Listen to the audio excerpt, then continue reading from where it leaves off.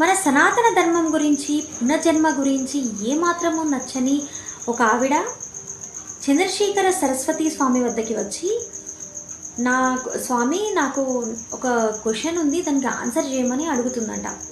అప్పుడు ఆయన చెప్పమ్మా ఏంటిది అని అడిగితే, గత జన్మలో ఉన్న ఏదైతే పాప కర్మలు ఏదైతే ఉంటుందో ఆ కర్మలు అనుభవించడానికి ఈ జన్మలో ఒక శరీరాన్ని కోరుకుంటుంది అని అంటారు కదా, అది ఎంతవరకు నిజమని అడుగుతుందంట. అప్పుడు ఆయన చెప్తాడంట, ఇక్కడ వీధి చివరిలో ఒక హాస్పిటల్ ఉంది, అక్కడికి వెళ్ళమ్మా, అక్కడ మొత్తం గర్భవతులు అంటే ప్రెగ్నెంట్ లేడీసే వస్తారు. సో ఆ ప్రెగ్నెంట్ లేడీస్లో ఉన్న వాళ్ళకి పిల్లల డీటెయిల్స్, మళ్ళీ వాళ్ళ తల్లిదండ్రుల డీటెయిల్స్ అన్నీ తెలుసుకొని నా దగ్గరికి రా అని చెప్తాడంట.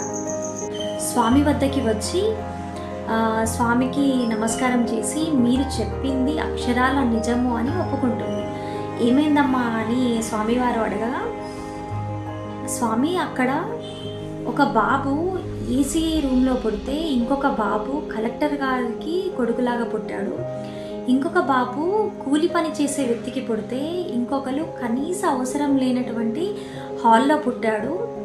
అంటే వాళ్ళు చేసిన గత జన్మలో చేసిన పాప పుణ్యాలను బట్టి, వాళ్ళ కర్మను బట్టి ఈ జన్మలో సుఖపడాలో కష్టపడాలో అనేది పుట్టినప్పుడే నిర్ణయించబడుతుంది.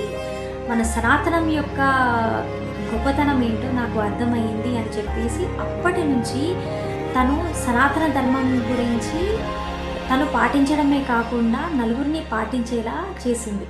ఇదే కదండి మన సనాతనం యొక్క గొప్పతనం, అంతే కదా.